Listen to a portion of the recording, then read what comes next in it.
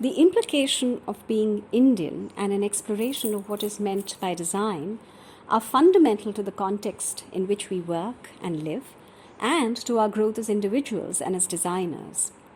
Yet, surprisingly, these questions are generally not even thought of, much less used to advantage in much of professional education or mainstream practice. So, what is Indian? What is design?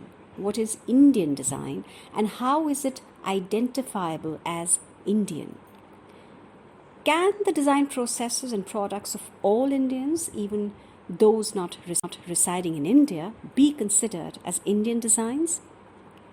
What about those of people from other nationalities working in India with Indian resources, crafts, materials, workmen? In other words, is nationality more important, or the premise of working in the particular Indian context? Or should we be looking for any civilizational consciousness of design, of philosophy and aesthetics in the lives and history of Indians, which make them culturally responsive to the creation of certain elements in design?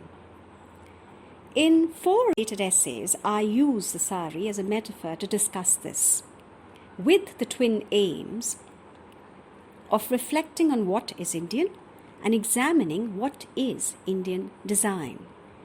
These are approached through ideas of national, regional, and individual identity within the limitation of my experience in learning, practicing, and teaching design. The essays are illustrated by a set of images, some from my personal collection.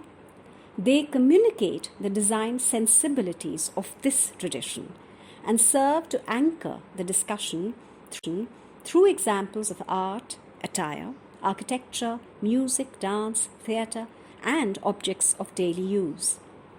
All of these, though they span from thousands of years ago to present-day times, are connected with conceptions of living and making, which seek to arise from a certain philosophy of life.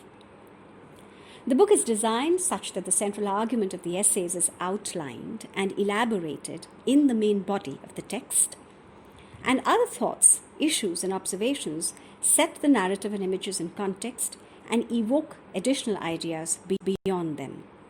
These related threads of discussion are laid out as parallel intermittent text, to be read either in conjunction with the main text or as independent vignettes. Since the essays touch upon a wide spectrum of ideas, a short summary prefaces each essay to make explicit the core reasoning followed.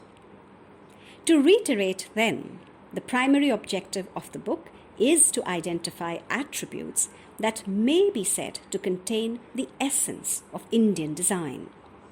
In the process, it hopes to generate a dialogue that can conceivably benefit the practice and patronage of design in Indian society today, and raise questions of universal value.